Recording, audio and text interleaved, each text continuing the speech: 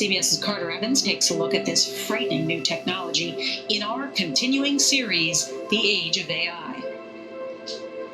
Jennifer DiStefano will never forget the frantic call she got from her 15-year-old daughter, Brianna. And she was, "Mom, these bad men have me, help me, help me, help me." And this man gets on, very aggressive, listing her as your daughter, and then that's when I went into panic mode. The man demanded $1 million. I said that wasn't possible, so then he came up with the $50,000. She never paid the money and would soon learn the call was a popular AI scam. New software can recreate the voices of loved ones in distress, and scammers use that to ask for large sums of money. This man comes on the phone. He said, "You're going to give me $5,000. I heard our daughter on the phone. Like, it was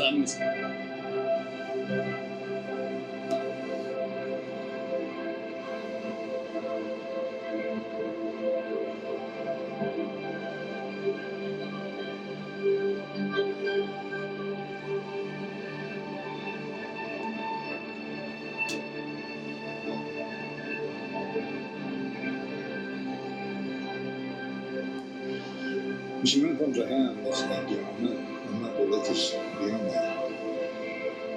Is that I do have much what happened in the material world, happened in the ethereal world. Now, it's interesting, some things we can make standard. I know you can't. Because you have the technology, which is going to, I'm sadly going to curse you in the end. Because that's when you find out the things that you don't remember are untrue or true. And some things you didn't even know you did. I don't have that problem. This problem runs all along the white race. But it's not a race, it's all the human race. We try to get that out to people. But Don's a little bit different. Because he doesn't look different. After we had that weird little thing, which I'm sure you may remember something about, where you just disappeared and he went and tried to find you, which you guys had made it like oath in a treehouse once. But if you went disappearing, then I would come looking for you. And I did until people threatened my life. No, until I just gave up. But what was interesting was there was a coating on me. My mom just died at the same time. In other words, for about 2 years after I don't know, it was in 2016, I think, I had to go to the hospital many times, and I could feel the film of something negative on me. It wasn't there before.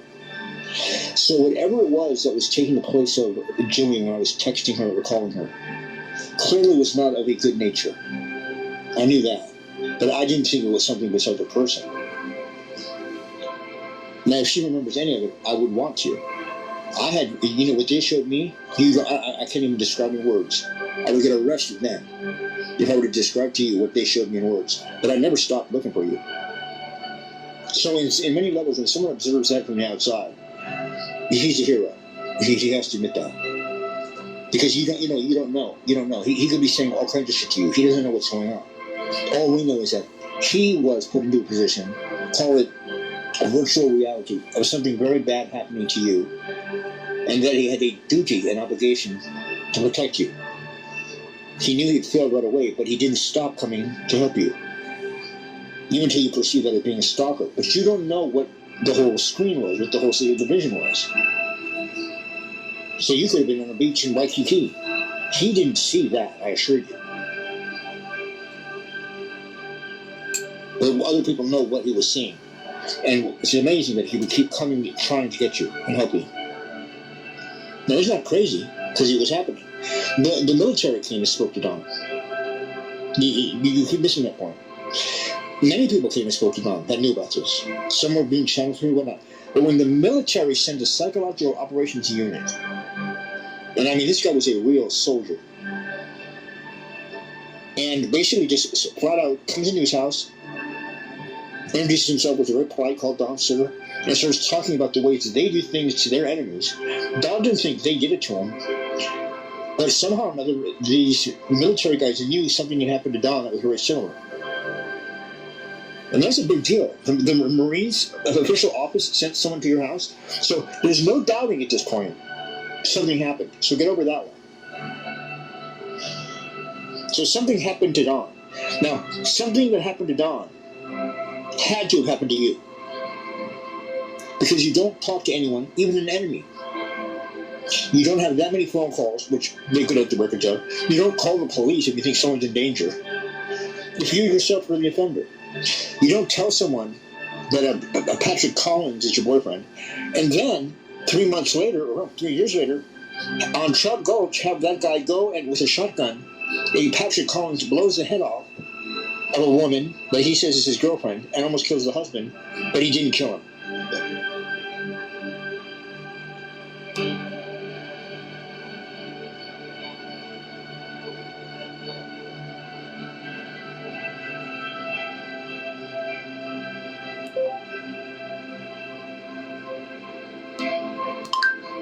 John Patrick Collins.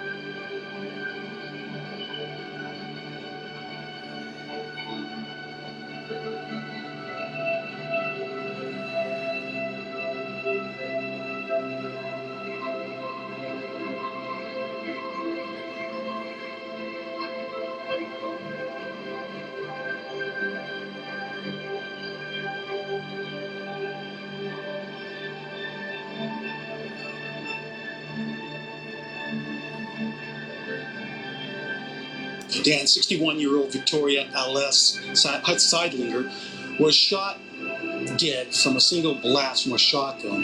Her husband, Stephen, called 911 to report the incident and then handed the phone to her suspected killer, Patrick Collins. He said that he killed his girlfriend, that he shot her with a shotgun, that he used a Mossberg 500.